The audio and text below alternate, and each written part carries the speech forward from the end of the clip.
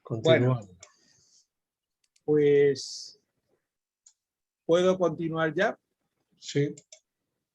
Uy, he debido quitar algo, ¿no? Ha salido ahora. Ahora. Bueno, pues lo que os quería hablar es sobre algunos misomicetes nivales ibéricos, y ya aprovechando que estamos reunidos, pues os voy a hablar un poquito de algunos experimentos que hemos hecho sobre misomicetes aquí en la Universidad de Alcalá. Realmente lo que quiero indicaros es pues, la importancia que tiene en este caso pues, nuestras montañas, porque vamos a hablar principalmente de las especies que se han descrito o que hemos descrito de la península ibérica en cuanto a misomicetes nivales. Iba a hacer una conferencia general hablando de muchos géneros y especies, pero esto nos hubiera llevado mucho tiempo y la dejamos para otra vez. Bueno, fijaros, lo que vamos a estudiar son un grupo, no sé si veis mi puntero, a ver, el puntero. Sí. ¿Veis mi puntero? Sí, sí. Bueno, pues lo que vamos a estudiar es justamente aquí en Amoebozoa, donde vamos a encontrarnos el grupo de los misomicetes. Mientras que los verdaderos hongos los encontramos un poquito más arriba, como veis en esta zona de los Opisthoconta. Pues estos Amoebozoa, que son también el grupo más importante de hongos mucilaginosos, o Echinus mold, como lo llaman los ingleses, pues se van a caracterizar porque tienen un ciclo muy curioso. Fijaros que van a presentar unas amebas, que llamamos misamebas, que muchas veces pueden tener dos flagelos que son lisos y que generalmente son de longitud desigual. Y se van a juntar varias misamebas para dar células con una dotación 2N, cigotos, y a partir de ahí van a formar los plasmodios. La alimentación del plasmodio siempre va a ser por fagocitosis, por lo tanto se van a alimentar de pequeñas partículas, pueden ser partículas de polen, pueden ser esporas o pueden ser bacterias. Es importante la alimentación de estos organismos con bacterias. Y también es importante que conozcamos que aunque veamos un misonival, vamos a hablar de los misonivales, siempre las zonas donde hay nieve, cuando se derrite la nieve, las misamebas pueden estar en bosques, en sitios donde no hay nieve. Hay estudios recientes que nos indican que las misamebas que se han producido de esas esporas muchas veces no están en sitios nivales. Estos son estudios que están llevando a cabo y que será tema más adelante de que hagamos una charlita al respecto. Bueno, fijaros, cuando faltan los nutrientes, es cuando entonces aparecen unos factores que son los factores para la fructificación, y esos factores para la fructificación realmente son en la actualidad poco conocidos. Son poco conocidos y es cuando se van a producir los cuerpos fructíferos.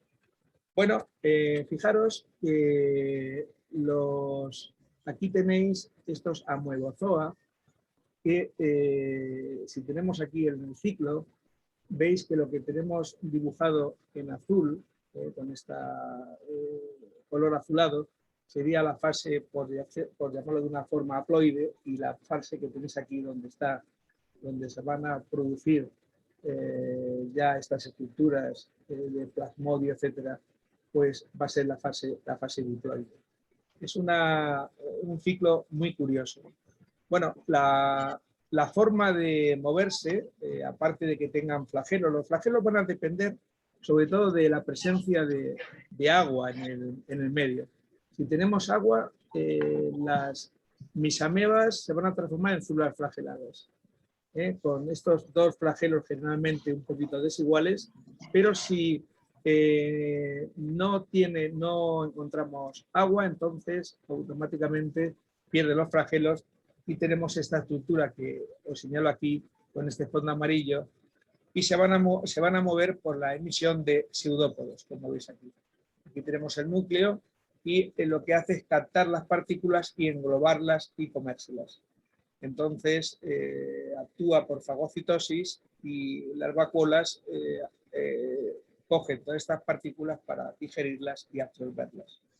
Fijaros, esta parte del ciclo es, yo creo, la menos conocida, que es justamente qué hacen cuando germinan las esporas, rompen y salen estas células frageladas o no frageladas y dónde se encuentran. Porque lo lógico es que pensáramos que las células flageladas de los mesomicetes nivales estarían cerca de las montañas donde hay nieve. Pues no es así, sino que se van a encontrar muchas veces en bosques que están a muchos kilómetros de diferencia y que muchas veces ahí no va a nevar y no van a fructificar. Entonces, bueno, pues estos estudios nos están llamando la atención. Bueno, fijaros, si se van juntando células fragelares de distintos signos, es cuando van formando ya o bien los cigotos, ya veis que están puestos ya aquí con el núcleo 2N, el rojizo, pero también si las condiciones son no muy favorables, pueden formar formas de resistencia a modo de pequeños quistes que cuando vuelve las condiciones favorables vuelven a dar o bien misamebas o bien células flageladas. Bueno, en el momento que tenemos estos cigotos, estos rápidamente se van a unir para formar lo que conocemos como plasmodio y luego fructificar. De forma que dentro del cuerpo fructífero es cuando se produce la meiosis para formar esporas con N cromosomas. Bueno, fijaros que los plasmodios son muy variables. Aquí el que más nos interesa a nosotros es este plasmodio en forma de abanico, que tiene estos nervios característicos. Con un movimiento, si tenemos una lupa, podemos observar un movimiento de ida y venida. En el interior son las corrientes citoplasmáticas y con un frente de avance, que es el que se va comiendo todo lo que se encuentra a su alrededor. Si esto lo llevamos a una placa de Petri y le damos alimento, pues muchas veces sale de la placa de Petri porque va buscando alimento fuera, ya se ha comido todo lo que tenemos en el interior, y muchas veces fructifica fuera de la placa de Petri, que es donde ya no hay alimento. Por tanto, cuando empieza a fructificar es cuando realmente el alimento es escaso. Cuando se inicia la fructificación es cuando tiene más forma de baba, que es cuando veis que en este caso de Physerum polycephalum, esta foto que he tomado de internet, pues tiene esta estructura muy mucilaginosa, parece una baba, de ahí el nombre de hongos mucilaginosos, que realmente, como hemos visto, no son hongos, son realmente protozoos. Bueno, pues esto, si vosotros lo lleváis al laboratorio, a vuestra casa, en una placa de Petri, pues muchas veces no llega a fructificar, se pierde. Hay veces que cuando están en estos estadios incipientes, pues normalmente se pierden. Aquí tenéis el caso de cuando empieza a fructificar, que puede dar también una fase de enquistamiento, pero en nuestra experiencia muchas veces cuando queremos que vuelva a la forma de plasmodio y vuelva a fructificar es difícil, se pierde. Bueno, hay una pregunta que os vais a hacer todos. ¿Los mesomicetes son cosmopolitas?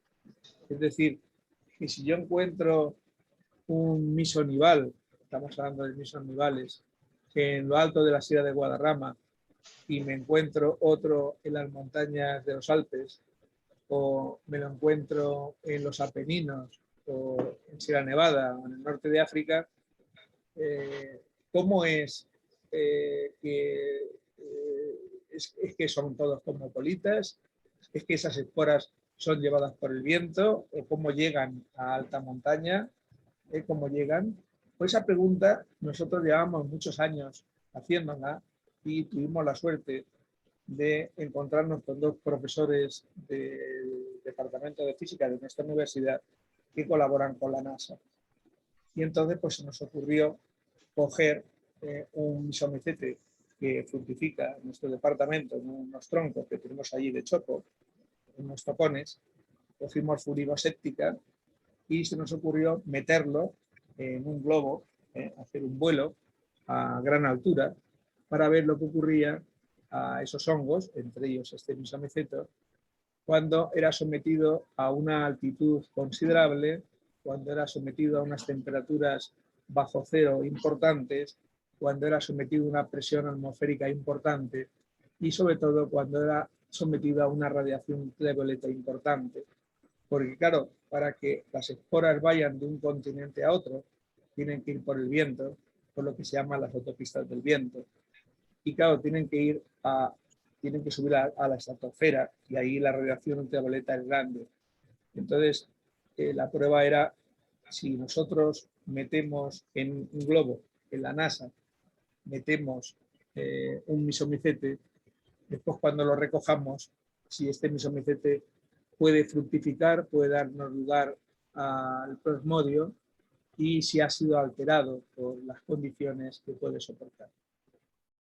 Bueno, pues fijaros, esto es lo que quisimos ver, meter esporas de fuligoséptica todos lo conocéis y sabéis que forma un metalio, entonces cogimos un metalio, pero que en cuanto lo metes en un papelito se desmorona, realmente lo que teníamos era un conjunto de esporas y lo metimos a estas condiciones estratosféricas a bordo del vuelo en globo de la NASA durante 9 horas.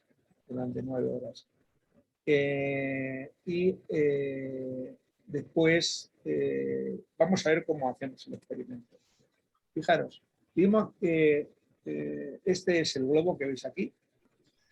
Tenía que llevar un soporte, este es el soporte, y teníamos que de alguna manera en ese soporte anclar una cajita que dejara entrar la radiación, el frío y que soportara las condiciones adversas, no se fuera a romper. No se fuera a romper por la radiación ultravioleta o por el frío o por la presión atmosférica. Tuvimos que hicimos una cajita de metacrilato y tuvimos que en el laboratorio de física intentar con aparatos que tienen allí simular las condiciones, no fuera que metiéramos esto con la NASA y fuera un desastre, porque dejaríamos el pabellón muy bajo y al mismo tiempo pues, no nos autorizarían a hacer este experimento porque ellos meten estos globos para ver pues, diferentes constantes y diferentes estudios. Lo anclamos, fijaros, justamente aquí debajo. Aquí veis la cajita, aquí lleva la cajita, para que reciba de alguna manera la radiación y que estuviera expuesto al exterior para que tuviera la presión atmosférica y el frío correspondiente. Y al mismo tiempo protegida para que cuando cayera a tierra, estaría por aquí debajo, para que cuando cayera a tierra pues no se machacara, no se rompiera. ¿Qué metimos en esa cajita? Pues metimos unos sobrecitos de plástico donde iba, y dentro de ese sobrecito de plástico iba, en papel de filtro, iba el fuligo. Aquí veis el fuligo. Ya aprovechamos y metimos otros hongos que tenemos que hacer el trabajo y eran también muy interesantes. Luego os diré la revista donde está publicado, porque podéis obtener la publicación, es de libre acceso, aparte yo lo he colgado en ResearchGate y podéis ver y estudiar tranquilamente el trabajo en sí. Bueno, pues fijaros lo que hicimos es un día, el 11 de octubre de 2015, pues salió este globo desde Nuevo México y estuvo volando durante varias horas, 31.504 kilómetros. 31.504 kilómetros. Y después lo recogimos, se recogió, yo no fui, fueron los físicos y personas de la NASA, lo recogieron en una granja en la zona de Texas. Claro, tuvimos que esperar que las condiciones fueran óptimas, que no hubiera lluvias o hubiera tormentas o hubiera viento excesivo, o sea que tuvimos que esperar, hubo veces, hubo que retrasar el lanzamiento de este experimento nuestro iba junto con otros experimentos que hacía la NASA. Aquí podéis observar que en este vuelo de 31.504 kilómetros la temperatura ambiente promedio fue de 40 grados bajo cero. Estamos hablando de 40 bajo cero hasta una temperatura mínima en algunos momentos de menos 73,1 grados centígrados. Al mismo tiempo también se controló la presión atmosférica y la radiación ultravioleta, como veis aquí, que fue enorme. Entonces, claro, la pregunta era, las esporas, si en condiciones normales en las autopistas del viento van de un continente a otro, pues tienen que ir también, subir a la estratosfera de alguna manera y van a recibir radiación ultravioleta, van a tener estas temperaturas mínimas y pensamos, pues van a morir, porque un ser vivo, si a nosotros nos dejan en estas condiciones, nos morimos enseguida. Bueno, pues vamos a ver lo que le ocurre a Fúrigo Séptica. Bueno, pues fijaros, ya recogemos, claro, los físicos fueron allí pues justamente para fijar el experimento, para fijarlo al globo, a esta zona donde iban los aparatos, y para luego pues recogerlo para que no hubiera contaminación y no hubiera ningún problema. Al mismo tiempo dejamos otra cajita que no se envió al espacio como muestra para comparar posibles desviaciones que pudiéramos tener. Bueno, pues lo que hicimos después con las esporas, no sé si llegáis a verlo aquí arriba, pues hicimos el completo en el laboratorio. Este ciclo que veis aquí lo realizamos nosotros en el departamento, en la Universidad de Alcalá. Aquí veis aquí arriba cómo las esporas germinan, veis cómo rompen y salen las misamebas. Aquí veis en algunas, estas misamebas el problema que tienen es que se mueven. Entonces no creáis que es fácil tomarle fotos porque están en continuo movimiento, y hay veces que los dos flagelos, quizá aquí en la D os señale el segundo flagelo. Mirad, aquí hay un flagelito cortito y otro flagelito que veis aquí. Son biflageladas. Pero hay veces que parece que tienen un solo flagelo porque como están en movimiento, pues o bien no lo vemos o bien queda en la parte donde la foto no se obtiene. Bueno, fijaros que una vez que germinan las esporas, y que son pues de tipo fragelado, porque teníamos agua, se empieza a formar los cigotos de agregación. Es decir, se juntan y van formando estos cigotos de agregación. Estos cigotos de agregación se van formando, fijaros cómo se van formando, y al final pues se crea lo que llamamos el plasmodio. Para más detalles, pues en la publicación podéis ver todas estas partículas que están explicadas y las podéis ver aquí. Lo que nos interesa al final es la obtención del frente del faneroplasmodio. Este faneroplasmodio lleva tomando, se mete en unas estructuras que tienen unos agujeritos porque están aireadas y de esta forma crecen mejor en estas plaquitas, y aquí aparece por fuera ya el faneroplasmoide. En el Meyer, fijaros que cuando ya no tiene alimento, por la parte de fuera empieza a fructificar. Aquí tenéis una fructificación un poco, pues, no como las que veis en el campo, pero se ve perfectamente el carbonato cálcico, las esporas aquí las tenéis. Es decir, tenemos el ciclo completo. Es decir, que había pasado estas esporas, todas estas condiciones adversas, lo recogemos y no la acepta. Esto es interesante porque en viajes cortos, como de la Tierra a la Luna, los hongos son muy plásticos y pueden soportar condiciones que un humano no puede soportar e incluso puede germinar. Fijaros que también pusimos Pleurotus ostreatus, y este es el siguiente trabajo que tenemos que escribir porque después obtuvimos unas fructificaciones de Pleurotus ostreatus fabulosas. Y esto es un alimento que se puede llevar con facilidad, digo la Luna porque es lo más cercano. Otros planetas más lejanos, me imagino que eran protegidos, pero es interesante de ver todos estos procesos. Este fue el Fúrigo Séptica que cogimos para el experimento del tocón que tenemos de Populus alba de la Universidad de Alcalá, lo tenemos según entramos al departamento. Aquí veis el pulido, la fructificación. Aquí veis, estas fotografías son antes desde la C hasta la H, antes de meterlo en el espacio, y esto es lo que después tuvimos cuando fructifica en el laboratorio. Realmente son exactamente iguales en la ornamentación, no hay ninguna variación. Lo único que observamos es una pequeña variación de una micra en cuanto al diámetro esporal, pero se manifestaban todos los caracteres exactamente igual. Exactamente igual. Estas esporas son de color oscuro, que es lo que más abunda en las altas montañas, en los misamicetes nivales. Posiblemente el complejo de melaninas que tiene hace que resista muy bien la radiación ultravioleta y no la afecte, porque por lo menos en este vuelo de estas pocas horas, pues no la afectó ni la temperatura, ni la presión, ni la radiación ultravioleta.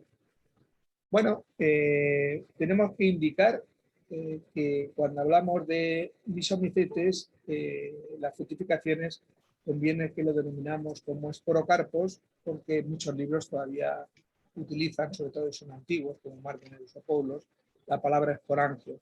Pero esporangio, aunque su nombre indica que es aquello que contiene muchas esporas en su interior, se deja para estas estructuras que son pluricelulares. Veis que tiene la pared externa de este esporangio es pluricelular.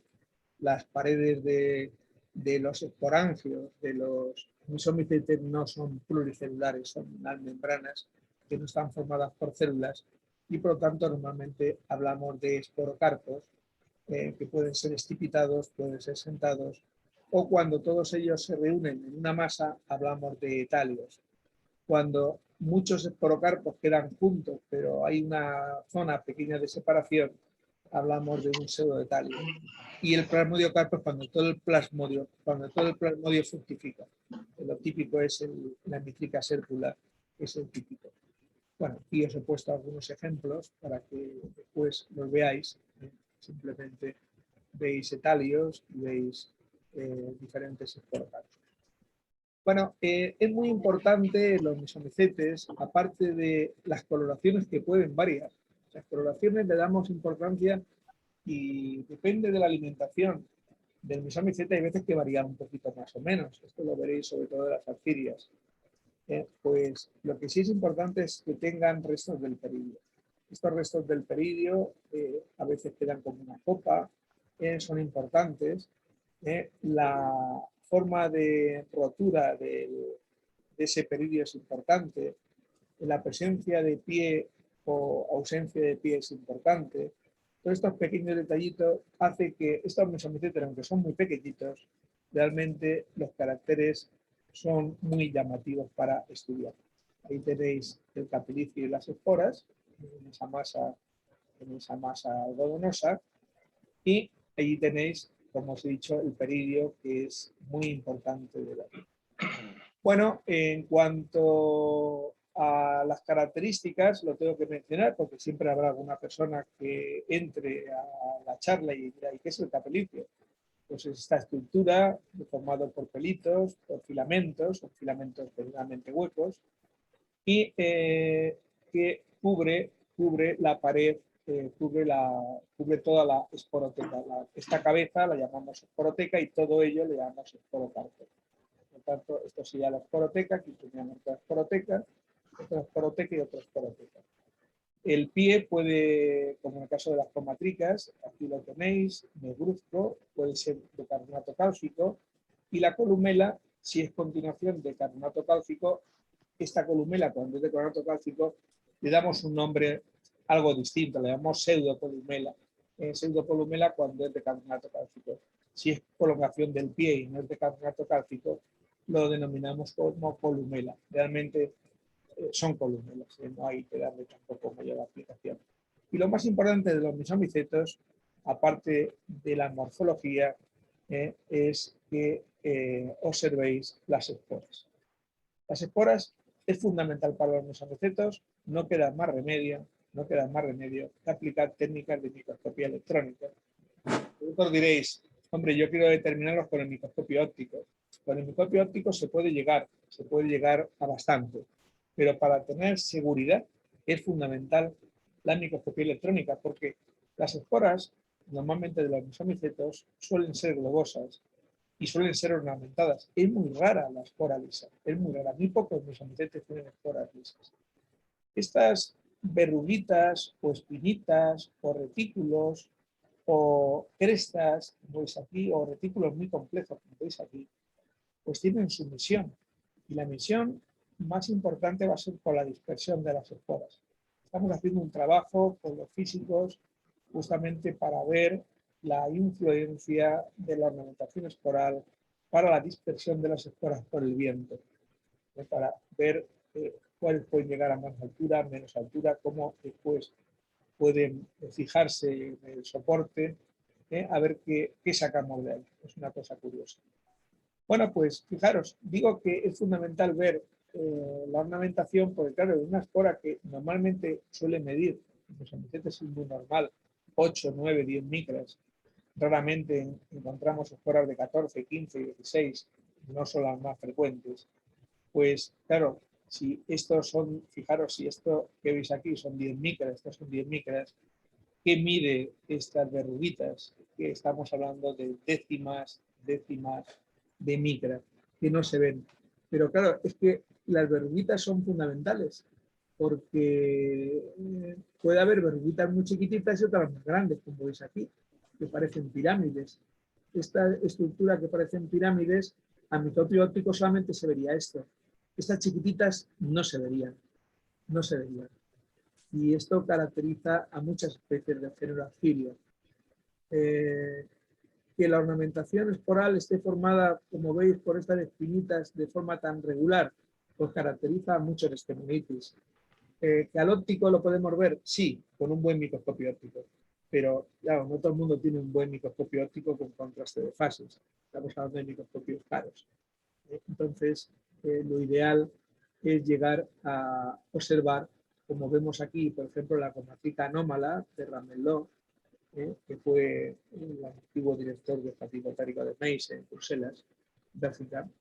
Pues veis que esta cromática anómala tiene verruguitas y es anómala porque además tiene un retículo. Este retículo de posición irregular pues es muy importante para diferenciarlo. Y fijaros, en el grupo del estemonitosis o estemonitis, varios estemonitosis y estemonitis fusca, nos encontramos con estos acueductos, que son como puentes, huecos por dentro, que al microscopio óptico no se ven. Al microscopio óptico no se ven, pero al electrónico se ven muy bien. Y se ven muy bien los arcos. O como pasa en algunas triquias, observamos, como veis, estas crestas, y estas crestas al mismo tiempo tienen un retículo interno con estos islotes. Es decir, que al final es fundamental, si queremos describir algo, utilizar un microscopio electrónico. Bueno, he puesto aquí una fotografía de José, que es nuestro técnico de laboratorio, con el Zeiss, y ya se nos ha quedado un poquito obsoleto, porque veis que está protegido por estas pantallas verdes antiguas. Hemos comprado uno nuevo, vamos a ver qué resultado nos da. Bueno, pues gracias, fijaros, al microscopio electrónico podemos ver que las especies son muy diferentes. Por ejemplo, aquí podemos estudiar el tipo. Muy importante en los amicetes estudiar el material tipo. El material tipo es el material donde se describe una especie. Yo creo que una de las funciones que tendrían que tener los sitios oficiales donde se guarda el material tipo de cualquier hongo, en este caso de estos protozoos, sería estudiarlo completamente para que no tuvieran que enviarlo por correo, porque claro, una seta, un trocito de una seta se puede enviar por correo, no pasa nada, pero un misomicete, estamos hablando sobre todo del grupo de los fisarales, que tienen carbonato cálcico, por correo se puede machacar, se puede estropear. Y muchos herbarios es raro que lo manden.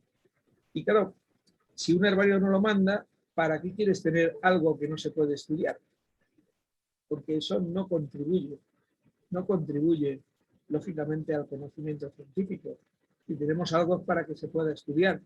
Pero claro, si lo mandamos y se destruye, Por eso sería conveniente que en el propio sitio oficial se hiciera un estudio completo donde se viera cómo está formado el material tipo. En este caso estamos hablando de una especie que estaba perdida, se pensaba que era un sinónimo o no se sabía lo que era con seguridad. Y entonces, fijaros, aquí tenemos la Triquia crateriformis, que además tuvo problemas porque fue dada como craterioides, pero ya estaba dado con ese nombre, no hubo que cambiarle el nombre a crateriformes, procedía de Nueva Zelanda, localizamos el tipo, pudimos estudiar, fijaros qué bien se conservaba con las tonalidades verdosas y pudimos ver muy bien los eláteres, si los veis, los eláteres característicos de las triquias. Y sobre todo vimos la ornamentación esporal, que aunque la espora no nos quedó redonda completa, no queda redonda completa porque aunque utilizamos la técnica del punto crítico, que recupera lo máximo posible las esporas a su forma original, pues hay veces que si el material está un poquito colapsado, un poquito ha sido recogido ya un poquito pasado en el campo, pues claro, no, tampoco hace milagros. Pero bueno, aquí se observa muy bien, aunque no recuperó, se observa muy bien que presenta estas crestas irregulares que parece un jeroglífico chino. Esta Triquia crateriformis es nombre prioritario para para la triquia, ahora no recuerdo qué triquia era, la triquia decipiens, me parece. ¿La forma olivácea quizás? No. Es la forma olivácea, es la variedad olivácea de Meylan.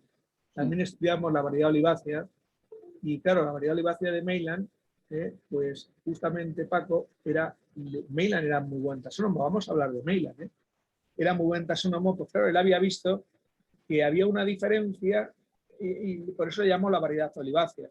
Pero esta variedad olivácea está descrita con este material y tiene preferencia a Triquia crateriformis que veis aquí. Se confundía y muchos autores la ponían sinónimo de lo que tenéis aquí, de esta triquia. Esta triquia que, si no recuerdo mal, era la Triquia varia. Pues fijaros, primero ya el color no es igual. Por eso Meylan a esto la llamó Triquia varia variedad olivácea, o Triquia decipiens, perdón, Triquia decipiens variedad olivácea. Pero fijaros que el capilicio es igual. Pero fijaros que el electrónico nos da un carácter que yo vi que algún autor lo había dicho algo, pero no estaba reflejado bien en la bibliografía. Siempre indicaban espora reticulada con un retículo difícil de observar al microscopio óptico, pero indicaban reticulada, y es verdad, pero es reticulada por una cara, por la cara contraria, por el otro lado, como veis, no es reticulada, es lisa y tiene tendencia a tener una pequeña ornamentación. Aquí lo veis.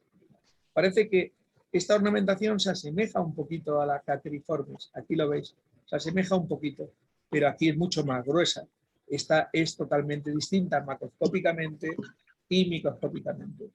Como veis, al final, yo creo que la microscopía electrónica es fundamental. Bueno, ¿qué tenemos que hacer para recoger mesomicetes? Pues, y para estudiarlos.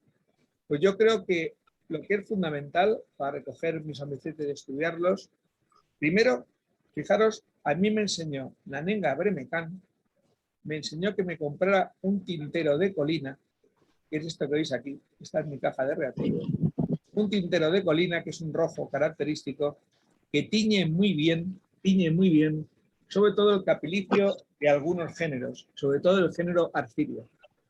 Entonces es fundamental para la ornamentación del capilicio del género arcidia tener ecolina y para otros capilicios. Al mismo tiempo, es fundamental en mesomicetes hacer preparaciones fijas. ¿Por qué digo hacer preparaciones fijas? Porque si vosotros tenéis una colección que habéis cogido con mucho cuidado en esta cajita, como veis, de herramientas, habéis cogido y habéis encontrado este bonito mesomicete que os estoy señalando, que a lo mejor hay 15 o 20 esporocarpos, pues claro, si vosotros estudiáis uno para electrónico, otro para la preparación microscópica, otro que mandáis a un amigo para que corrobore la determinación. Al final, ¿qué sucede? Que la muestra se va fragmentando. Entonces, lo bueno es, sobre todo, hacer preparaciones fijas, porque en esta preparación fija que se hace con medio de Hoyer, el medio de Hoyer lleva, lo podéis ver en cualquier libro de misomicetes, pero lleva sobre todo goma arábiga, que hace que con un poquito de agua, hidrato de cloral, en fin, es una fórmula que se prepara, pues esto después se pierde el agua, queda seco y no altera mucho la ornamentación esporal. Es verdad que en fisarales el carbonato cálcico no lo respeta bien, y el capilicio no lo respeta bien, pero para estemonitales o para quiciales es muy bueno. Ahí me gusta mucho el medio de Hoyer. También tenéis PVA, que es otro reactivo importante, sobre todo para estemonitales. Entonces queda el material, y hacéis la preparación fija. Estas preparaciones fijas pueden guardarse en cajitas. Aquí tenéis mis cajas, algunas de las cajas que tengo en el departamento, donde las vais guardando. Sobre todo, si es material importante, pues sirve para comparar, porque muchas veces tenemos que comparar y decir cómo está el amproderma, cómo son las terminaciones. La cabeza no nos recuerda todo. Y entonces tenemos que comparar, y qué mejor que tener una preparación de la muestra de Sierra Nevada, de la muestra del sistema central, de la muestra de los Alpes, de la muestra para poder comparar. Por lo tanto, fijaros, coger el material con mucho cuidado e introducirlo en cajitas de herramientas o directamente sobre cajitas de cerillas que se pega en el campo, para que no se pegue golpes, o se lo metéis en cajitas de estas herramientas con mucho cuidadito para que hagan fijación y no se tambaleen. Lo lleváis dentro de una cestita o dentro de otra caja para que no se tambaleen. Los reactivos fundamentales son la ecolina como colorante, el melcer, el PVA y el etanol. El etanol, el alcohol de 96, para cuando hagáis la preparación siempre echáis una gotita de etanol para desengrasar. Y después, por ejemplo, ponéis un estemonito y le echáis la gotita de etanol, aquello empieza las esporas a moverse, en movimiento, pero después ya cuando le seca el etanol le echáis la gotita de Hoyer y se recupera inmediatamente. Podéis calentarlo un poquito con un mechero de alcohol, si queréis, en Hoyer, para que se desparrame un poquito mejor. Y ya tenéis la preparación fija. La preparación fija le podéis poner un poquito de laca, de uñas. No la compréis, comprad una laca de uñas buena, porque si la compráis de mala calidad, al final se estropean. Una laca de uñas que podéis incluso, ya queréis, de color rojo, para que se vea que es de color rojo y sobresalta. Los medios que vais a tener son etiquetas, una regla, mínimo, pegamento mínimo, mínimo. Lo que sí que tenéis que tener es un buen microscopio, un buen microscopio y una buena lupa, porque el microscopio va a ser fundamental para que podáis hacer las mediciones. Si tenéis contraste de fases, mucho mejor, mucho mejor. Y la lupa pues, es fundamental, porque luego si tenéis que hacer fotografías, se pueden hacer con estas lupas. Hoy día se pueden hacer fotografías de apilamiento para ver muy bien la macro y la microscopía. Bueno, y vamos a comentar. Bueno, yo creo que mi charla va a durar bastante, porque veo que voy muy lento, ya casi no he comenzado con los nivales. Bueno, ¿qué tenemos que hacer para buscar misomicetes? Pues fijaros, cuando veáis en el campo apilamiento de troncos, porque muchas veces son bosques madereros y entonces han dejado troncos apilados, sobre todo aquellos troncos que llevan más de un año, que llevan 2, 3, 4 años. Esos son estupendos los troncos para estudiar y para recoger misomicetes, sobre todo el grupo de estemonitales. Si veis hojas en el suelo, no las de este año que están cayendo, sino de años anteriores, pues son también fundamentales. Si veis plantas cactáceas, tipo, pues como veis aquí, los nopales o las opuntias, pues entonces en los cladodios, en estas palas que han caído al suelo, las que estén en el suelo, las que lleven más de un año, también, porque aquí nos vamos a encontrar pues, misomicetes de madera, misomicetes folícolas misomicetes suculentícolas, que además son muy selectivos, son muy importantes porque en los desiertos donde pensamos que no hay vida, pues resulta que hay más vida de la que creemos, y en estas plantas se crean unos microclimas especiales, y aunque las condiciones de fructificación muchas veces no son muy altas, pues si tiene humedad la planta suculenta, nos vamos a encontrar auténticas maravillas. Bueno, lógicamente tenemos otro grupo muy poco estudiado, que es el de las cortezas de los árboles. La corteza, cuanto más grandes sean los árboles, cuanto más musgos tengan, cuanto más humedad tengan, los corticícolas son muy importantes. Y al mismo tiempo, en aquellos árboles que estén rotos, pues la madera en su interior nos podemos encontrar también de madera.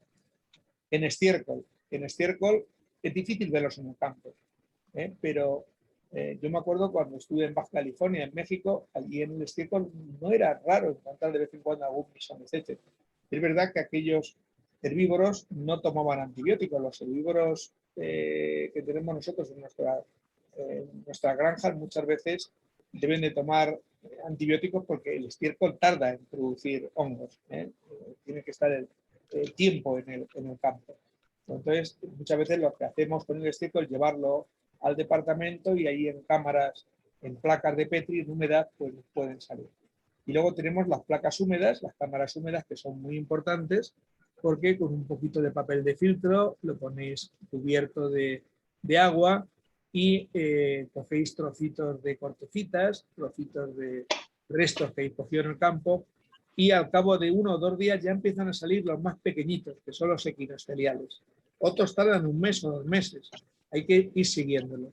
Y luego tenemos los nivales, que es donde los que fructifican en primavera, después de que la nieve ha estado durante el invierno o durante la primavera como mínimo 3 o 4 meses y comienza el deshielo. Vamos a centrar en este grupito de nivales. Claro, tengo que reconocer aquí a Maitland, a Charles Maitland, que se puede decir que ha sido el padre de los misomicetes nivales, porque él era un profesor de instituto, era un maestro, y el director del Museo Botánico Cantonal que tenía en Baudoise, pues le aficionó o le ayudó para estudiar lo que a él le gustaba, que era sobre todo los musgos, los líquenes y los misomicetes. Y empezó a estudiar, subiendo a las montañas del Jura, empezó a estudiar los misomicetes nivales. Este hombre llegó a publicar 80 publicaciones, que es un número muy elevado. Tiene un problema, que él no era biólogo, no era micólogo, y cuando da sus descripciones, da muchas muestras de lo que describe como nuevo, pero no indica el material tipo, no indica, pues yo me baso en este material tipo. Entonces significa que en esas colecciones, que son enormes, tiene una cantidad de recolecciones, pues hay que lectotipificar, hay que ver cuáles se ajustan más a su descripción, porque eso es un problema a la hora de que sus especies sean válidas. Fijaros, uno de sus seguidores fue el emperador Hirohito, porque en Japón, el emperador del Japón, ha sido un ferviente estudioso de los misomicetes, como todo el pueblo japonés. Y entonces intercambiaba con él cartas, intercambiaba con él conocimientos. Él estuvo trabajando hasta el día antes de morir. Es más, de una persona que podemos decir que era muy modesta, era una persona que nunca a sus amigos nunca les indicó los premios que tenía, no indicaban ni los premios, ni las medallas, ni los homenajes que le hacían, porque no quería en ningún momento sobresalir. En el año 1922 le hicieron doctor honoris causa por la Universidad de Lausanne. Por lo tanto, la base la tenemos en este hombre que tenemos aquí, que es Charles Maitland. Bueno, aquí tenéis el material de este hombre, este material de herbario, que además, fijaros, está escrito en tinta china, es la mejor tinta, la que mejor se conserva. No sé, las máquinas de imprimir que hacemos ahora, cómo se conserva después de 50, 100 años, pero fijaros que bien se ve el rojo, que bien se ve el azul, que bien se ven los colores. Y este hombre pues lo guardaba en las cajitas que tenía, las cajitas pues muchas veces de medicinas, de cerillas, los tarritos de donde estaban las píldoras que le daban sus amigos, y ahí ponía sus datos y las características. Las muestras, realmente, una de las cosas importantes del pueblecito donde él ejerció de maestro es ese museo cantonal donde se conserva su herbario, que es una joya. Y al mismo tiempo lo publicó en una revista que llevaba, que la tenemos aquí, el Boletín de la Sociedad de Ciencias Naturales de Odoas, que es una revista muy pequeñita, muy poco importante desde el punto de vista científico, pero que es una joya porque ahí están las descripciones originales de los misometetes nivales, que muchas veces son difíciles de encontrar. Bueno, y quiero aquí mencionar la importancia de los herbarios históricos. Los herbarios históricos, yo creo que uno de los herbarios más importantes son los que tenemos en Inglaterra. Y tenemos dos figuras muy importantes que son Arthur Lister, el Lister, que es el libro que todos conocéis, y luego su hija, que continuó, Gulielma Lister, continuó los estudios del padre, y los dos hicieron uno de los herbarios más importantes, que es el que se conserva, y crearon uno de los libros más importantes, que es la monografía de los Mycetozoa. De los Mycetozoa, con unos dibujos proverbiales. Durante las 3 primeras ediciones son en color, la cuarta edición es en blanco y negro. Se consigue todavía alguna de estas ediciones, sobre todo yo recomiendo la tercera porque es la que está puesta al día, sobre todo por su hija, esta es la tercera edición, por Gulielma Lister, la que está puesta al día. Bueno, pues gran parte de su colección se conserva en el Museo de Historia Natural de Londres. Aquí tenéis el museo, si habéis estado uno de vosotros, aquí arriba veis en el primer piso un tronco de secuoya, y aquí pues como veis un dinosaurio en la entrada. Por aquí arriba es por donde está la entrada al herbario, donde conservan el herbario del Lister como herbario histórico. Nosotros tuvimos suerte, pudimos entrar a las anotaciones del propio Lister, aquí veis las anotaciones, e incluso él en su cuaderno, cuando recibía alguna muestra que era algo dudosa, pues cogía un trocito, lo pegaba, dibujaba la espora y dibujaba muy bien. Y aquí veis pues esta maravilla. El herbario está guardado como un herbario tradicional. Los pliegos en rojo es el material tipo. Aquí veis la estantería donde están las triquias. Esto que está en rojo significa que es material tipo. Si hubiera una guerra, los conservadores del herbario tendrían que sacar los pliegos en rojo y llevarlos al refugio antiatómico, antiguerra, o de saber cómo lo tendrán previsto, porque es que tienen su función en el caso de que ocurriera, porque son herbarios históricos. Es que esto basa después las descripciones que veremos a continuación. Aquí veis pues cómo están en esos plieguecitos, luego en cajitas, cómo están conservados, y esto nos da idea de la importancia de los herbarios. Por eso yo os digo a los que seáis particulares, que una de las cosas que tenéis que pensar es que vuestra investigación, si no se conserva en el futuro, no valdrá para nada. Por lo tanto, tenéis que pensar en un sitio donde se conserve y donde tengan personal para ello. Porque en España muchas veces es que nos vamos a la fanerogamia. Los pliegos de plantas fanerógamas, España ha tenido mucha tradición botánica en fanerogamia, mejor conservados, no son los pliegos hechos por autores españoles, no son los pliegos que se conservan en los herbarios nacionales. Muchas veces son los pliegos que se mandaron de intercambio a los herbarios internacionales. Y esto a mí me preocupa, es una cosa que siempre me preocupa. Bueno, fijaros que Hirohito también en British Museum pues mandaba sus colecciones en cajitas, en este caso cajitas de cristal, fijaros, para que se vea la muestra, Hirohito pues tuvo la mala suerte de iniciar la Segunda Guerra Mundial atacando a Estados Unidos, pero sin embargo era un estudioso de Mesomicetes. Os voy a poner algunos libros muy importantes. En Japón los Mesomicetes son sagrados. Fijaros, aquí tenéis uno de los libros más importantes que es difícil de conseguir, que es el Emoto de Mesomicetes de Japón. Fijaros las planchas que tiene. Es una plancha de Emoto de Mesomicetes de Japón. Se encuentra en anticuario, es un libro muy caro, estamos hablando por encima de 700 euros. Y aquí tenéis pues, el tercer tomo, Monitales, de Neuber y colaboradores en alemán, que todavía se puede encontrar. Estos libros, como tienen mucha fotografía en color, pues realmente son costosos. Lo que pasa es que algunas veces se han escaneado de forma pirata y bueno, podemos tenerlos por lo menos escaneados. Tenemos un clásico, que es el Martinelli-Sopoulos, americano, que aunque está ya un poco obsoleto, sin embargo es básico. Y ahí me gusta mucho el libro que hizo Marianne Meyer, o Poulain y colaboradores, Poulain, Meyer y Bozonet, Abad Bozonet con Marianne Meyer y con Poulain, que es un excelente fotógrafo e investigador. Entonces, este libro todavía se puede conseguir y realmente sus fotografías son excepcionales. Después el tratamiento taxonómico, pues como todos, tiene cosas buenas y tiene cosas malas, pero nos pasa a todos.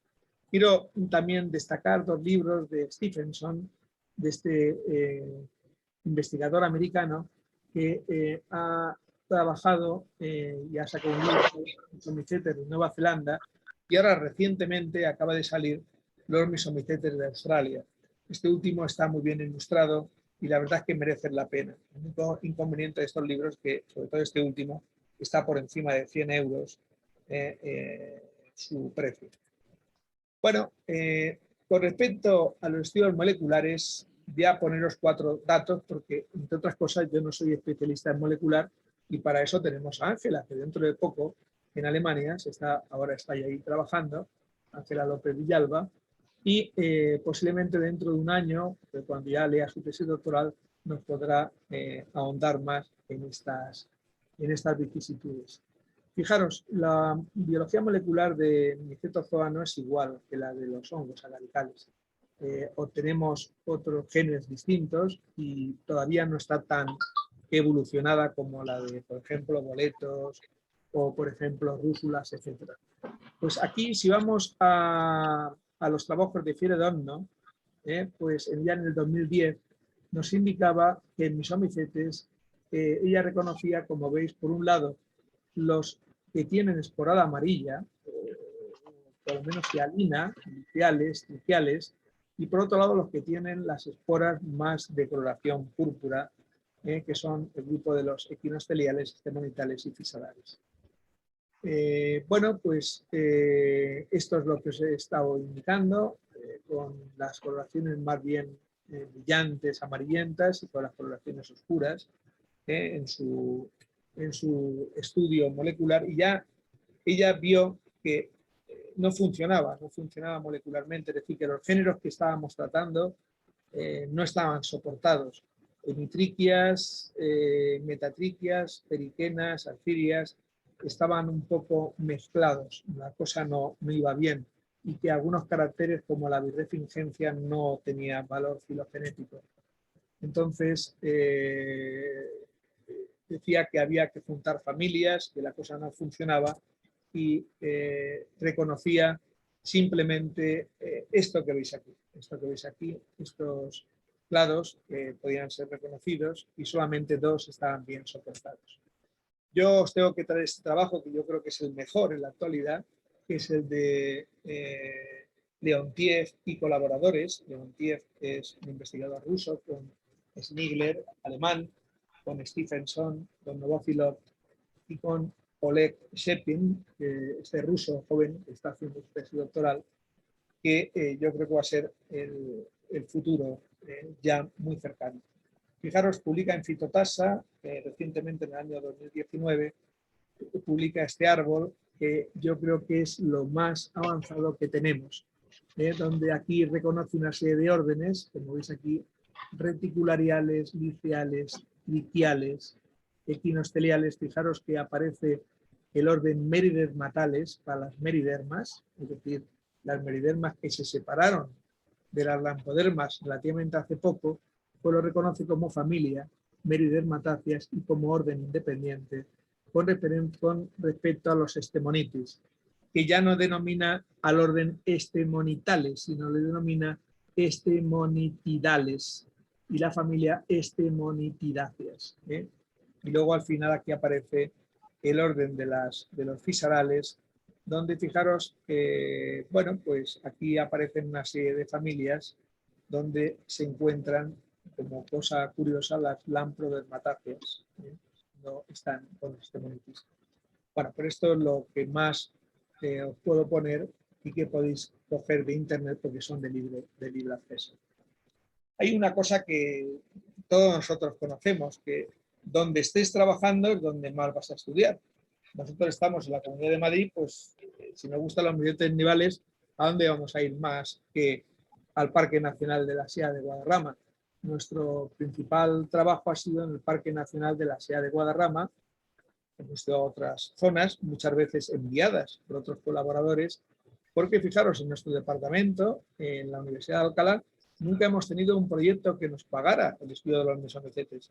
Todo lo que hemos estudiado de mesomicetes pues ha sido o a base de quitárselo a otros proyectos o a base de pagarlo de nuestro bolsillo, porque no hemos tenido muchas ayudas para realizarlos, o a base de colaboradores que nos han mandado material y hemos podido estudiarlos.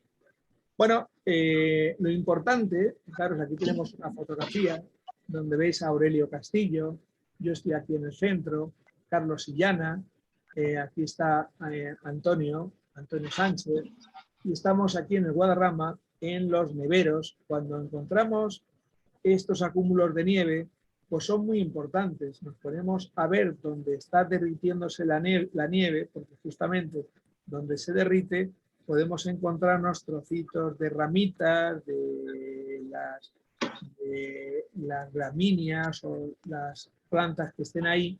No significa que solamente van a salir en el sitio donde está derritiéndose la nieve. En las zonas cercanas, por ejemplo, por aquí donde voy señalando, en las zonas cercanas también es importante.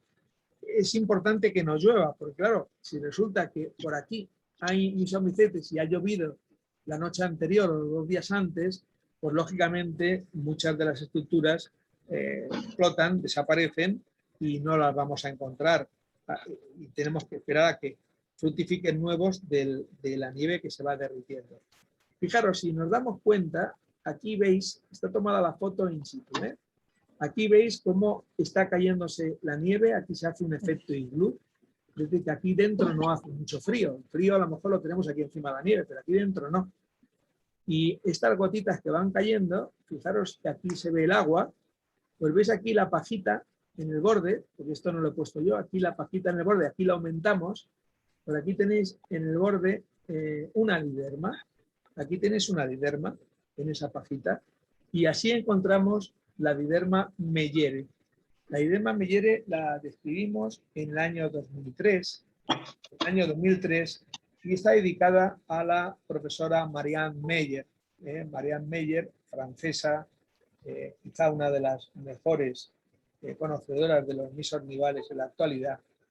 Y fijaros, se va a caracterizar por estas fructificaciones que presenta los esporocarpos sentados, presenta esta pseudocolumela un poquito crema, con un capricio muy filiforme y con unas esporas con color violeta y con verruguitas. Fijaros, estas son verruguitas, no son espinitas, ni son verruguitas. Al microscopio electrónico se ven como estas verruguitas a veces forman pequeñas crestitas.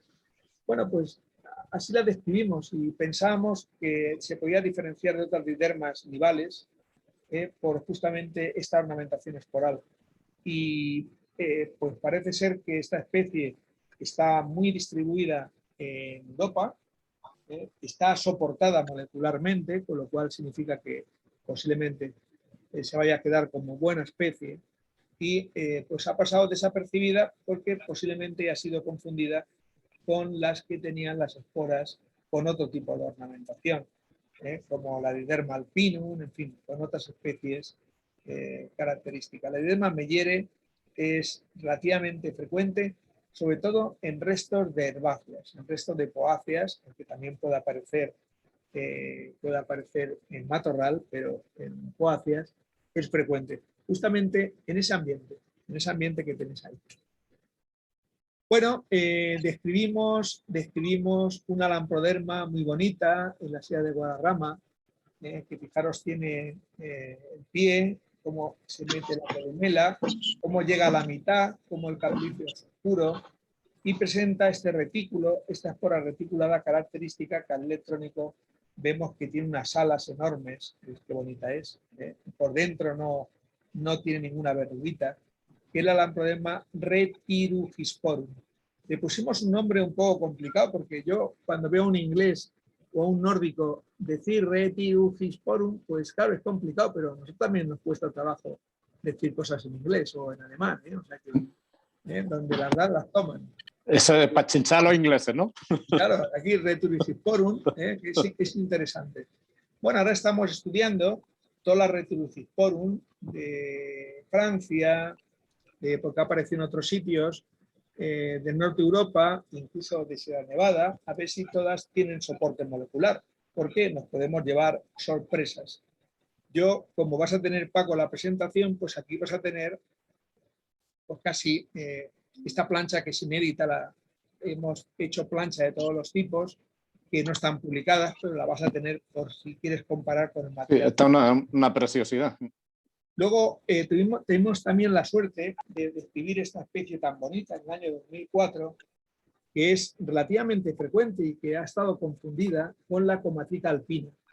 Se pensaba que era la comatica alpina, si bien en Neuer, como comatica alpina, confirmar, y vimos que la comatica alpina, que es americana, es otra cosa, y la denominamos comatica pseudoalpina. En el año 2004 se caracteriza muy bien porque presenta una cosa curiosa, porque parece una meriderma, porque el resto del peridio queda formando plaquitas, y eso es típico de las meridermas, pero el capilicio no forma las Vs o las Y típicas de las meridermas. Entonces Meiland la conocía, pero la confundió. Nos dimos cuenta después de publicarla. Mira, la confundió y la llamó como Meriderma atrosporum variedad subcilíndricum. La atrosporum hoy día es una meriderma. O sea, Meiland le confundió porque él no interpretó que las meridermas tienen este angulito en forma de Y que tienen en el borde. Sé que esto que estoy diciendo me lo estáis siguiendo muy poco, los que conocéis las meridermas, pero lo digo a propósito para que sepáis y la descripción original, como es antigua, pues entonces no teníamos color. Aquí tenéis la plancha original en blanco y negro con las esporas, y aquí ya hemos hecho una foto en color para que veáis el detalle del peridio, cómo queda la base formando esa pequeña copita. Es una especie, la pseudoalpina, muy bonita, que cuando frutifica forma grandes colonias. Lo importante es que forma grandes colonias. Y luego tenemos otra que también es muy interesante y que va apareciendo, ya está en Francia, está en Alemania, está en Austria, que es la comatica sinuato-columelata. Lo llamamos así porque la columela, cuando llega al ápice, veis que forma a modo de una S, se dobla. De ahí el nombre de sinuato-columelata. Bueno, pues es cilíndrica, a la base se ensancha un poquito más, veis que es un poquito fusiforme, también crece formando grandes grupos. Yo no recuerdo si en Sierra Nevada ha aparecido. Paco, ¿ha aparecido en Sierra Nevada? Comatrica es muy poco porque los años son malos, hay poca madera, yo no la encuentro apenas. Claro. Bueno, nosotros lo que hacemos es una trampa. Antonio Sánchez lo que hace es que coge tablones de madera de pino y la pone en los neveros. Y la siembra. La siembra, lo deja allí el tablón. En zonas donde sabe que generalmente va a haber nieve y va a estar cubierto, pues esos son como siembras. Al cabo de 1, 2, 3 años empiezan a fructificar. El único problema es que aparezca algún montañero que tenga frío y haga fuego con ellas. O te pilla el guarda y se te caiga el pelo. Claro. Si es un parque nacional ya la cosa cambia. Nosotros lo hacíamos esto, esta especie está descrita en 2004, cuando la Sierra de Guadarrama en Navacerrada no era un parque nacional. Claro, yo si me pillara cerca de Sierra Nevada lo haría también, lo que pasa es que está lejos, una pena. Claro, ahora habría que pedir permiso para hacer esto, claro, porque en un parque nacional hay que pedir permiso. Bueno, la Comatica subdolphi, estas especies han estado confundidas con Comatica subdolphi. Aquí veis que se caracteriza porque tiene una columela y arriba ramifica, como veis, de una forma curiosa, como unos apéndices característicos con pie largo. Esto sería la Comatica subdolphi o próxima a la Comatica subdolphi. Bueno, tuvimos suerte de estudiar material de Japón que nos mandaron, porque en el momento que empezamos a...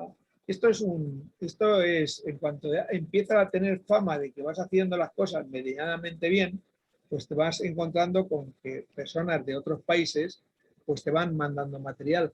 Y entonces a nosotros nos mandaron la Lanthoderma cribarioides, variedad meyerianum, de Yamamoto. Pues Yamamoto nos mandó el holotipo para que lo estudiáramos. El holotipo, fijaros que holotipo más bien conservado. Fijaos la cajita.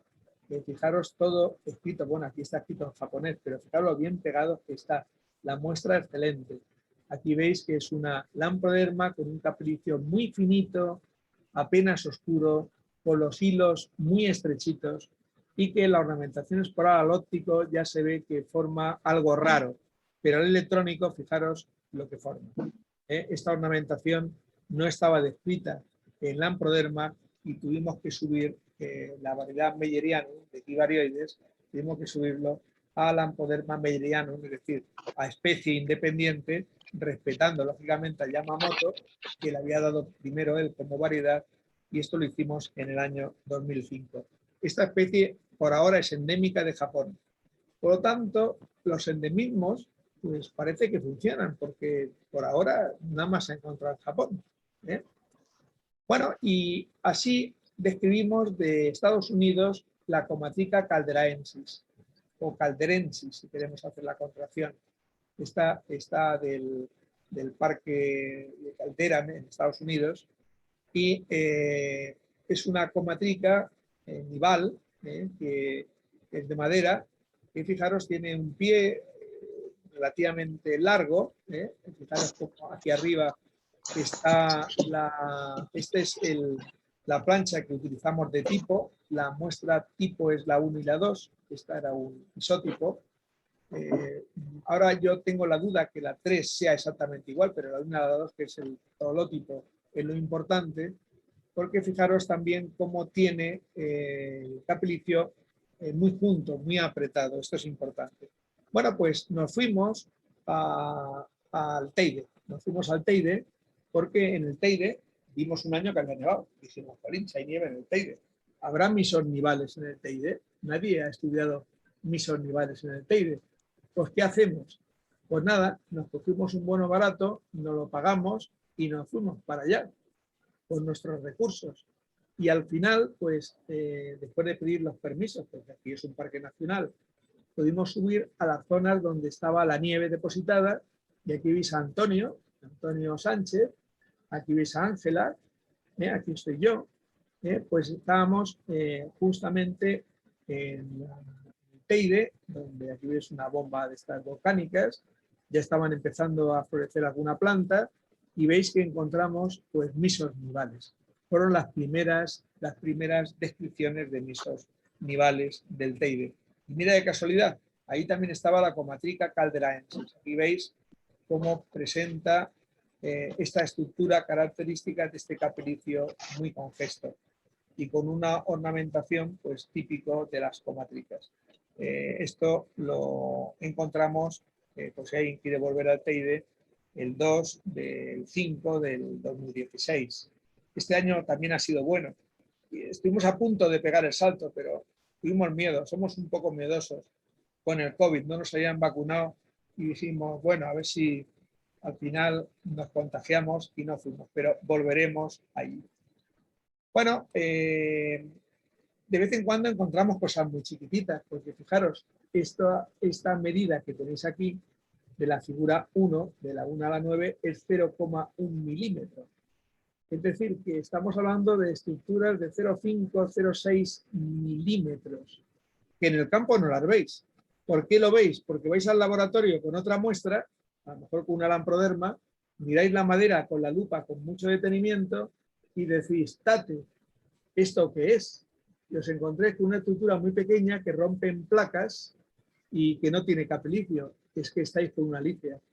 Estáis con una licia y veis que la espora presenta esta zona más clara porque es a modo de un poro germinativo, por ahí germina la espora. Las plaquitas tienen unos dientecitos en el borde característicos de las líceas y vimos que no estaba descrita. Fijaros, al óptico parece liso la espora, pero si lo metemos al microscopio electrónico veis que está formada por diminutas verruguitas. Diminutas verruguitas que no todas son iguales, las hay más chiquititas y más grandes. Bueno, pues la denominamos lícea alpina. Quizá la que más trabajo nos dio para describir sea una dianema. Fijaros, para ello, para describir esta dianema tuvimos que pedir otras dianemas y tuvimos suerte de que nos mandaran el material. Nos mandaron la especie de Morgan, la dianema andersoni, que daba muy poquito. Claro, cuando queda tan poquito, yo no puedo coger un esporangio. Me siento, no puedo hacerlo. Con una pinza cojo un poquito de capilicio, cojo unas poquitas esporas y eso es lo que intento ver al electrónico, para ver cómo es el capilicio, cómo son los filamentos y cómo se ve al electrónico. Y este es el problema que tienen los misos. Ojalá que la devolución del material a la Universidad de Iowa pues no se haya estropeado, porque podía ser un problema. Fijaros que algún autor ya había puesto que esta dianema andersoni de Morgan podía ser igual que la dianema nivale de Meylan. Aquí estudiamos el material del herbario de Meylan. Fijaros cómo también está tachado. Es una mala costumbre tachar los nombres, pero bueno, posiblemente lo hiciera el autor en Meylan. Y fijaros que aquí crean el leptotipo. Este leptotipo posiblemente fue creado por Kowalski para la dianema nivale, de Meylan.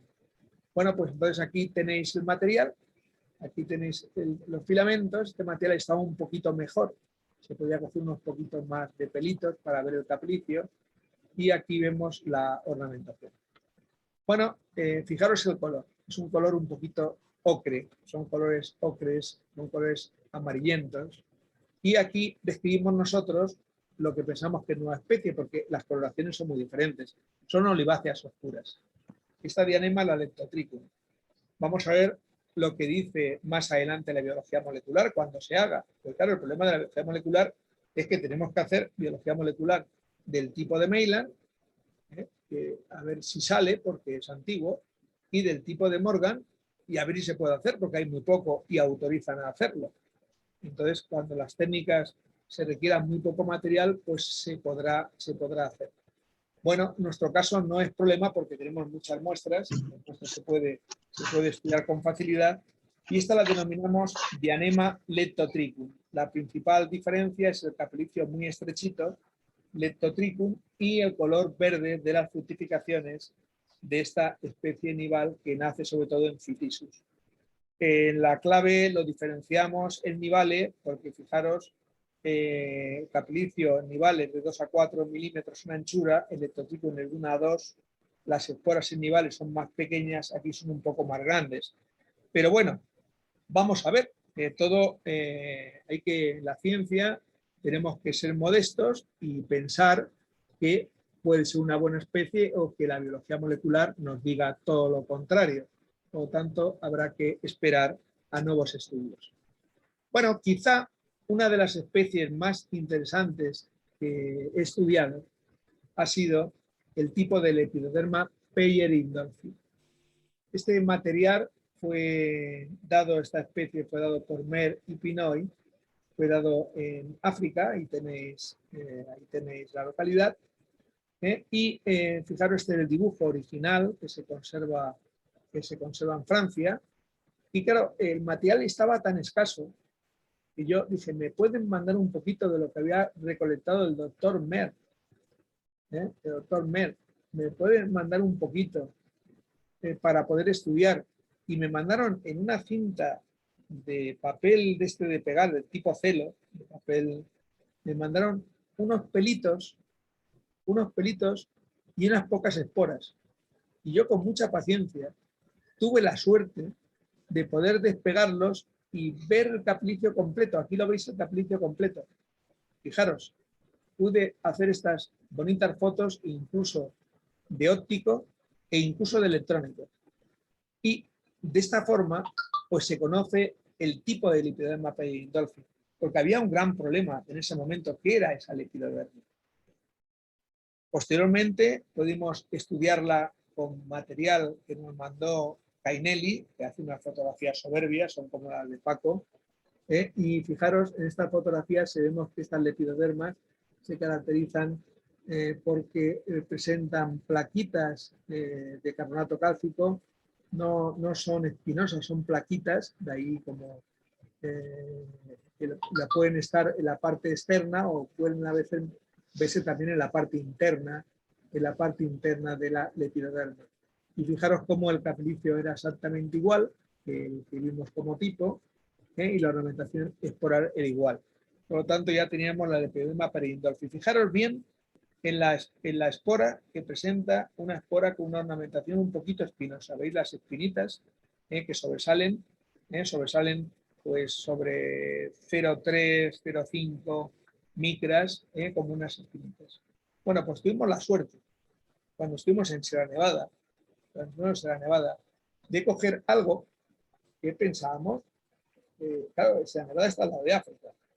Entonces pensamos, pues será la perindolfi, que todo el mundo la interpreta mal, por eso tuvimos que estudiar el tipo. Ya una vez que conocíamos el tipo, pues ya la cosa se arregló. Y vimos que esta lepidoderma, si cogemos un poquito el caplicio, en vez de salir formando estos elementos rígidos y separados, aquí lo que sale es formando una maraña reticulada, ¿veis? Y que en el borde del retículo aparecen estas terminaciones tan características. Pues este caplicio ya nos indicaba que era distinto, pero además la espora, la ornamentación no tenía nada que ver. Aquí veis que son verruguitas grandes, chatas, aquí son espinitas. Veis sobre todo en la foto K las espinitas. Aquí veis que son las verruguitas redondas. Bueno, pues esta bonita lepidoderma, como Sierra Nevada tiene muchos endemismos en plantas, pues la denominamos Lepidoderma nevadense. Nevadense, que molecularmente sabemos que es una buena especie, que tenemos que encontrarla en otras zonas fuera de Sierra Nevada. Ya veremos. Por eso de que muchas veces los mesomicetes no son pues específicos o nos encontremos con especies endémicas, pues bueno, tenemos también que verlo, porque en este caso esta Lepidoderma nevadense por ahora está en Sierra Nevada y no es rara, es frecuente. Nos mandaron material de la India y encontramos de este grupo otra Lepidoderma. Fijaros qué ornamentación tiene. Claro, esto es tener suerte, porque con esta ornamentación tenía que ser nueva. Esta la publicamos en una revista buena, que es la revista Personia, y la denominamos Lepidoderma equinosporum.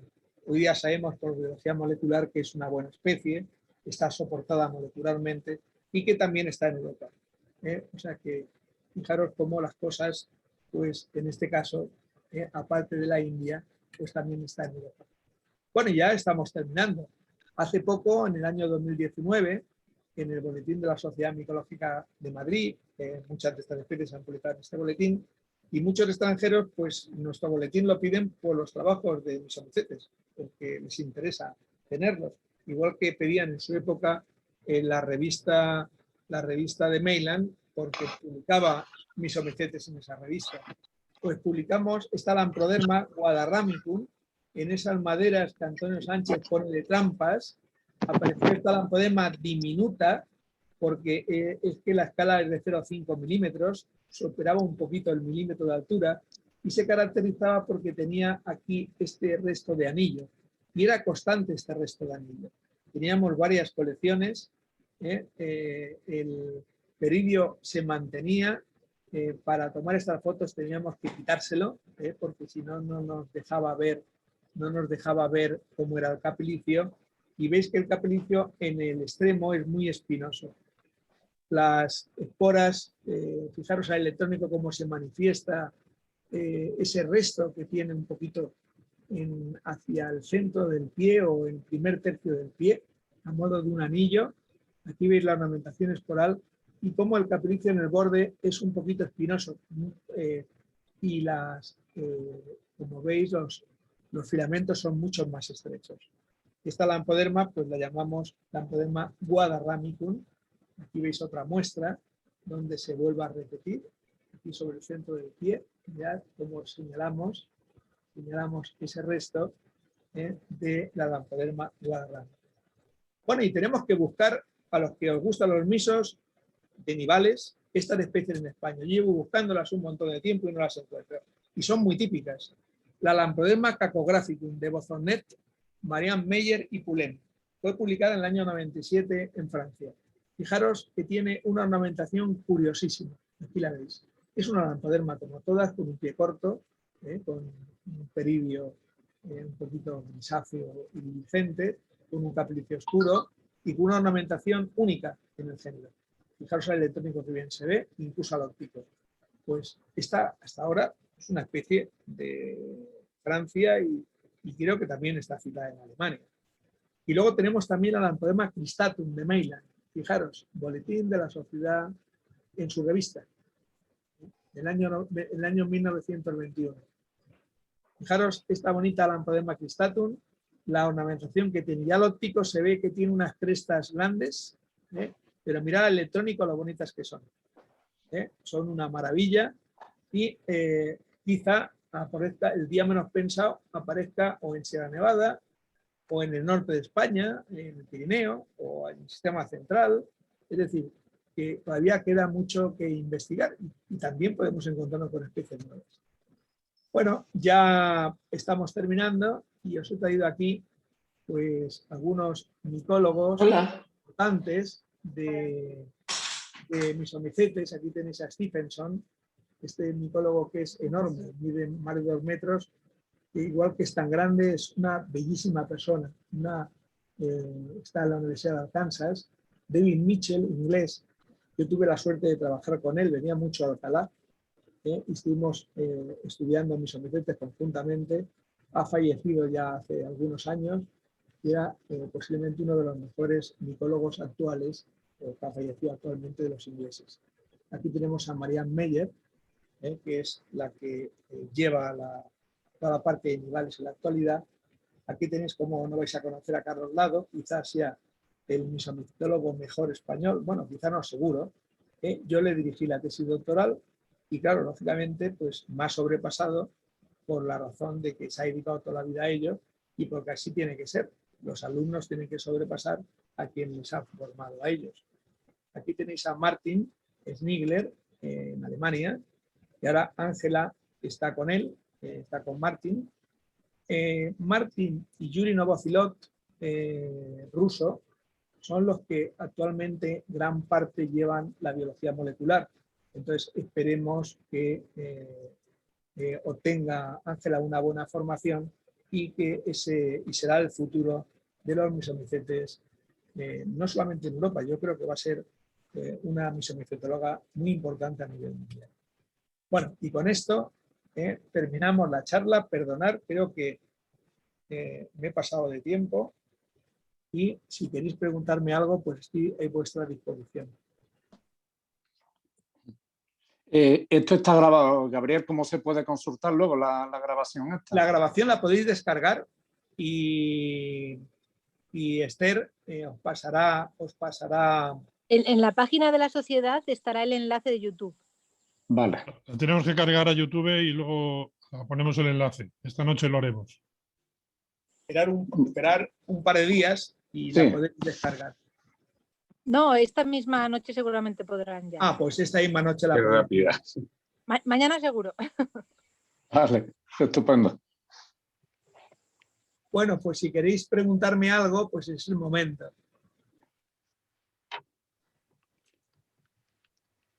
Yo quería preguntar a Esther cómo pongo fotografías para que se las pongáis cuando las conferencias. José Luis, ¿estás José Luis. en el WhatsApp de socios? No. Si no, mándamelas a mí. Por correo, eso. Se lo mando a Gabriel, por ejemplo, digo se lo mando a Carlos. Me las mandas a mí por correo. Ajá. Gracias. Gabriel. Dime. A mí me siguen saliendo cositas en casa. José Luis. Sí. Hoy, por ejemplo, vamos a ver si lo cojo.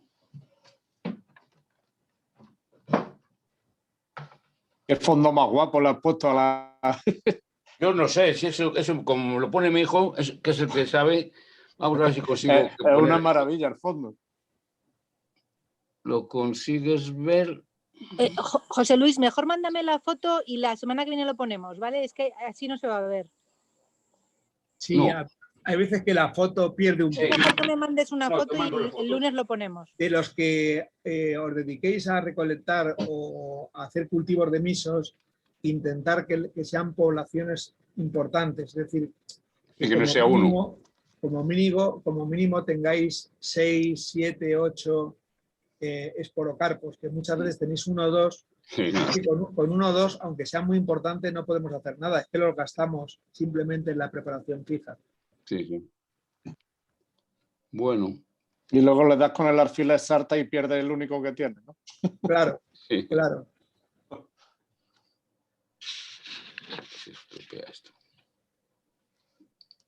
La próxima, ¿cuál va a ser? La próxima conferencia. Ya nos quedan pocas porque estamos ya en junio. La próxima la doy yo el próximo lunes sobre setas y reactivos. Hola, Gonzalo. Os animo a todos a colaborar en estas conferencias. Si no, ya este año ya estamos terminando, pero para el año que viene, porque siempre en primavera hacemos abiertos, no solamente a los de la sociedad micológica, sino lo hacemos abierto al público en general.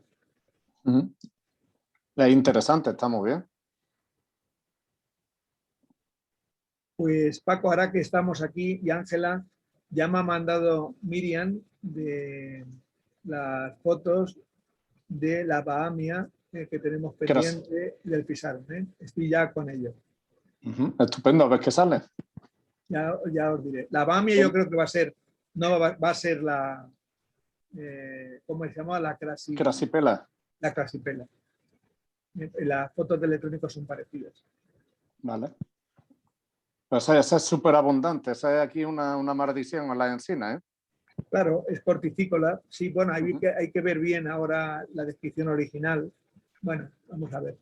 Pero que hay en cantidades industriales, vamos, es tremendo. Sí, hay veces que se describe de una zona escasa y sin embargo en otra zona, que está en otro continente, es muy abundante. O que fue este año, vamos, porque este invierno ha sido muy peculiar. Fue lluvioso, hubo muchísima humedad en el mogo. No sé otro año cómo nos saldrá.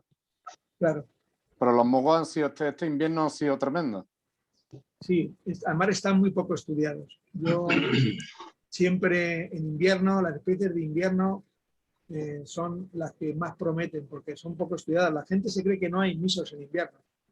Cuando hubo la ola de frío esta, que estuvimos a 10 o 12 bajo cero,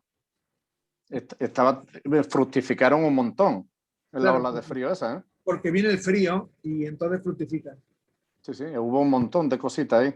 Yo iba con la bufanda, los guantes y que la cara tapada y encontraba cositas. ¿Te acuerdas que te dije? Digo, aprovecha que es el momento importante. Nosotros hemos dado en esa época algunas especies que no son nivales, claro.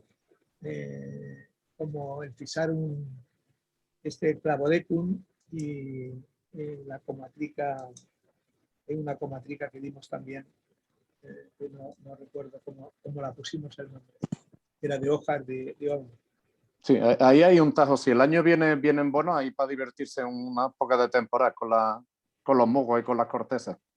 Sí, yo creo que misos, aunque fíjate que hay muchos, bueno, vamos a decir muchos entre comillas, ¿no?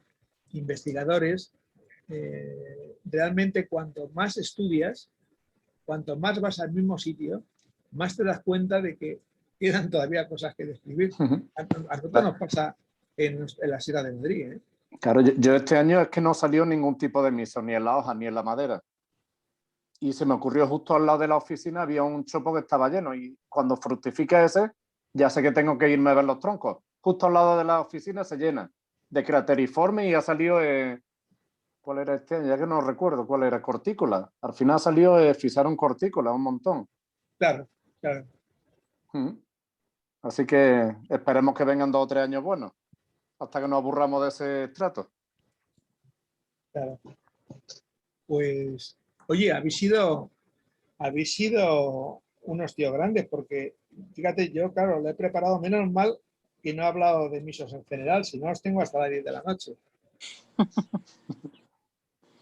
De todas formas, Gabriel. Es que estaba aburrido, Paco, estaba aburrido. Muy, No muy os veo bien. y he dicho, os voy a dar una charla larga. Ya. De Ha todas sido formas, muy bien, muy interesante. Muchísimas gracias. Yo me tengo que ir ya, pero bueno, muy agradecido y hasta la próxima. Y Gracias, Floro, por lo que quería era pues dar un aplauso a Gabriel, ¿no? Por esta conferencia, Hombre. ¿no? Para todos. Yo creo que está muy bien. Bueno, pues muchas gracias. Ha sido fantástica. Muchas gracias, Gabriel. Sí, muchas gracias. Ha estado muy bien. Gracias. Pues la próxima para Gonzalo. Nos Se quedan prepare. la de Gonzalo, que va a hablar de reactivos, y creo que queda otra.